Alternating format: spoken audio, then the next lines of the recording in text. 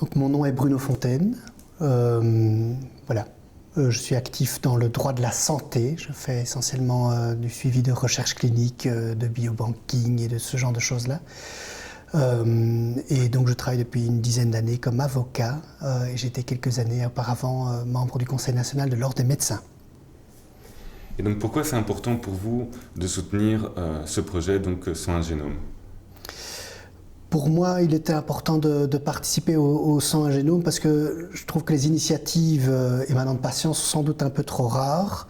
Et les initiatives constructives qui consistent à faire en sorte en réalité que le patient s'implique dans les soins en général, mais ça c'est souvent contraint et forcé, mais également dans la recherche clinique et dans le développement des nouvelles thérapies.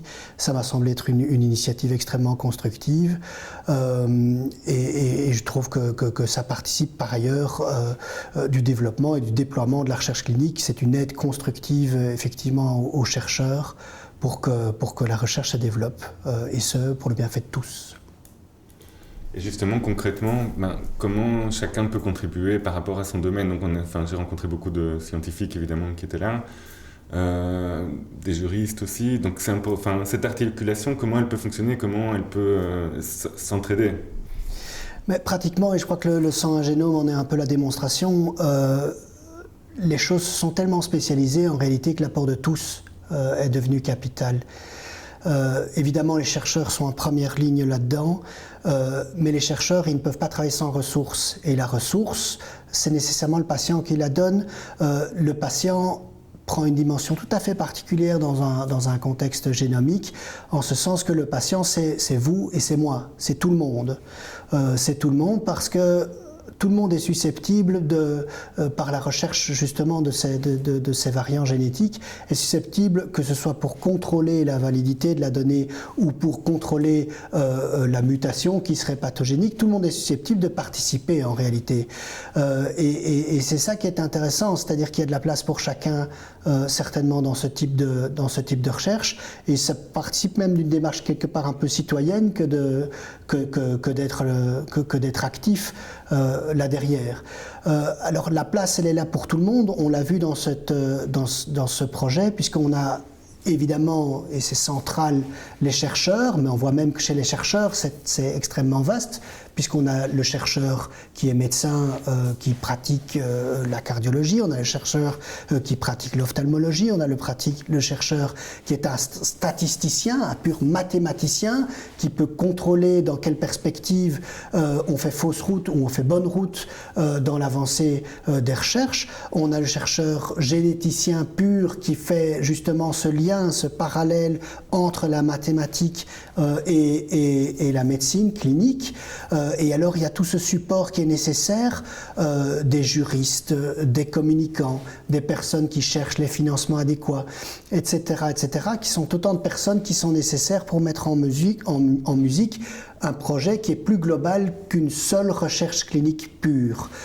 Projet qui par ailleurs pourra faire des petits par la suite, parce qu'en réalité, ce qu'on vise ici, c'est de prendre Marfan comme pilote, mais de pouvoir reproduire en fait cette démarche par ailleurs pour tout un tas d'autres réalités, et singulièrement pour les recherches en maladies rares, qui sont sans doute les parents pauvres de la recherche aujourd'hui, eu égard à l'absence de retombées économiques potentielles que recèle ce genre de développement.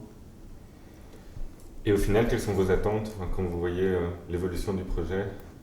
Mais ce qui serait évidemment extraordinaire, ce serait que Marfan soit justement cette graine pour une plateforme générale sur laquelle pourrait se plugger tout un tas de personnes. C'est ce côté coopératif, collaboratif, où tout le monde avance dans une même direction.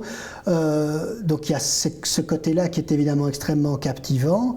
Je pense qu'il y a aussi un second aspect qui est, à mon avis, qui ne doit pas être réduit, c'est justement cette initiative du patient sous-jacente. C'est-à-dire que non seulement en ayant un patient qui participe on déploie évidemment et on facilite la tâche du chercheur, mais ça a aussi une vertu éducatrice, c'est-à-dire que le patient est sans doute un porte-voix nécessaire pour communiquer aux autres patients le fait que c'est ouvert à tous.